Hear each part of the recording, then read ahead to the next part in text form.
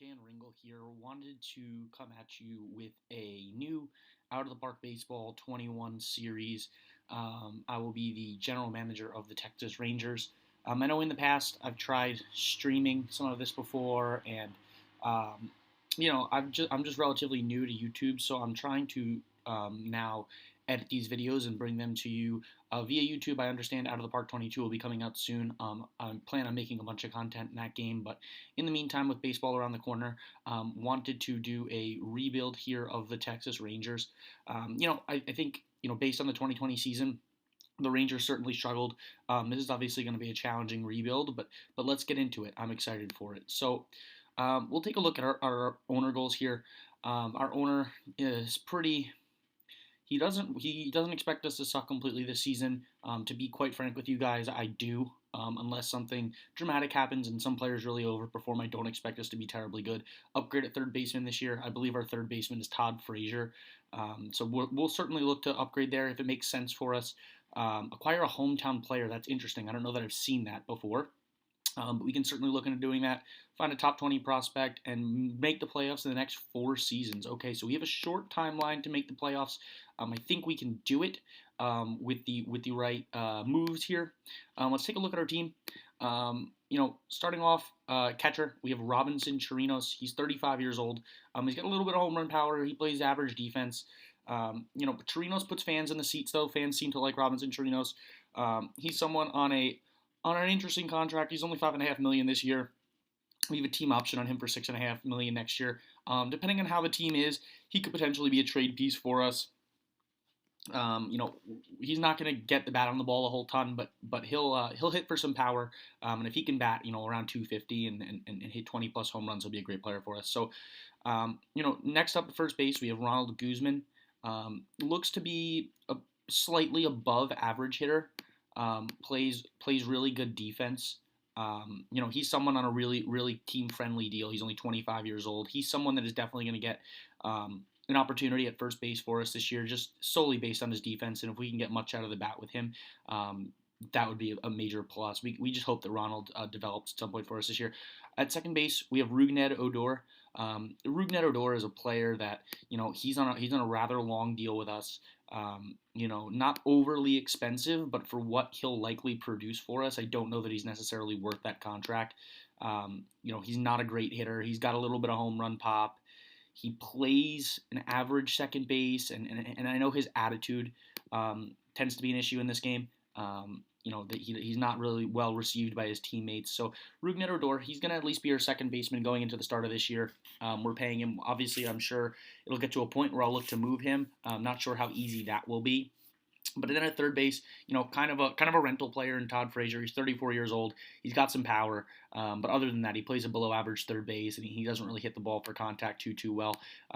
He's on a $3.5 million deal this year with a team option next year for almost $6 million. I doubt we'll pick that up, but he's going to be our third baseman this year. I know our owner wants us to improve at third base this year, so we'll definitely look to upgrade from Todd Frazier. Shortstop, veteran Elvis Andrus. I know in real life he was traded to the Oakland A's, but he's been a lifetime Texas Ranger here. He's on a long deal with the Rangers. He's someone that I expect to see some decline in over the next couple years. His contact is still really good. Hopefully he can continue to hit for us. As long as he can hit, I think we can deal with Elvis Andrus for a little bit longer at shortstop.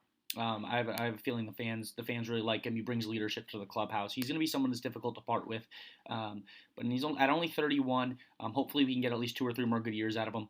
Left field, we have Willie Calhoun. Willie Calhoun is an interesting player. He's only 25 years old, and he's a good hitter. Definitely struggles defensively, but Willie Calhoun is someone that we can potentially help look to build this lineup around. Center field, Danny Santana, an average contact hitter. He's got some power. Again, someone who struggles defensively. He's not really a true center fielder. I think we might look to bring in some center field depth, just some additional outfield depth to supplement our outfield a little bit. But Danny Santana, starting center fielder, and the star of the team is Joey Gallo, right? I think, in this game, Joey Gallo has incredible power. He plays really good defensive positions at both left field, right field. He can play first base, center field. He's very versatile. Joey Gallo is going to strike out a ton. He might lead the league in strikeouts this year. but the power is ridiculous, and he plays really good defense. So Joey Gallo is probably our best player. We'll take a look at the pitching now. Corey Kluber is our ace. In this game, actually, he's got really, really strong ratings. I know he's 33 years old, and he's got a contract that is relatively expensive. We can pick up his option next year, but depending on Kluber does and how our team performs, it might make sense to look up to move on from Corey Kluber. Lance Lynn as well. Lance Lynn is a talented pitcher. He's got really good ratings, but again, last year of his deal, or he's got 2 years left on his deal. He's relatively expensive. Look, Kluber at 33, Lynn at 32 likely aren't going to be on the team or performing at a high level when our window kind of reaches. We have to play the Astros in our division, and I think that these guys just might be a little bit too old for what we're going to be looking to capitalize in that window. Mike Minor, he's in the last year of his deal. Again, good ratings. I think if these pitchers perform to how my scout thinks they can perform, we could actually have a decent rotation, supplemented by Kyle Gibson and Jordan Lyles. In the bullpen, Jose Leclerc is our closer. He's got really good stuff. Control's an issue. He's going to walk a lot of people, but throws really, really hard. He's on the team for a long time. The Rangers signed him to a good deal. If he can perform at a solid level, this could actually be a bargain, right? We'll get Leclerc at a relatively cheap price. I really just hope he performs to the level I think he's capable of. And the rest of the bullpen is definitely an issue. There's really not much talent in the bullpen after Leclerc, so we might look to make an upgrade there in the bullpen. See what we have in AAA. We certainly don't have a great farm system. If you go take a look at our player development, we have the 14th ranked farm system. We don't really have any top minor leaguers. The minor leaguers that our scouts interested in is this guy Joe Barlow, reliever. He looks like he can potentially be a closer in the future. DeMarcus Evans as well, a really strong reliever. He's got control issues, but if he can figure that out, he looks like he could be a really good pitcher for us.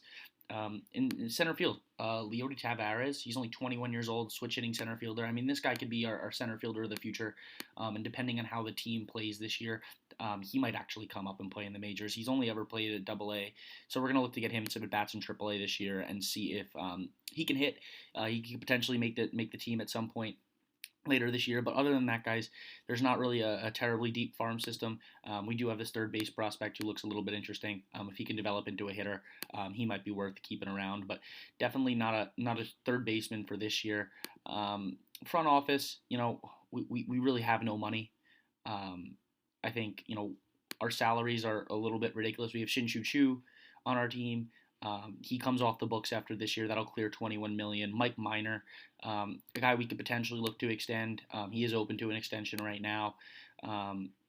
He'll come off the books, as well as a guy like Jesse Chavez, who's got elbow surgery. Looks like he's not even worth going to be keeping around. And Jeff Mathis, AAA catcher, making $3 million a year. I mean, he is an atrocious hitter. Wow. So, look, we're getting some money off the books next year. They do have some committed money, but not a whole lot of it. I do expect to have some financial flexibility going into the year. This is the team, guys. We're certainly not going to be an ultra-competitive team this year, I don't think. I think we're going to have to get creative around the deadline, look to move some of these older players, and look to really push towards the future because, let's face it, the Houston Astros are really, really good. I expect the Oakland Athletics to at least compete for a playoff team. The Angels will probably be league average this year. So it's going to be us and the Mariners kind of fighting it out at the bottom of the division here is my thoughts going into the year. But what I'll do, guys, I'll kind of sim ahead and meet you. I'll see you at opening day. We'll play through opening day together, and then I'll sim forward. So thanks so much for watching. I really appreciate it, and I look forward to running through the series with you.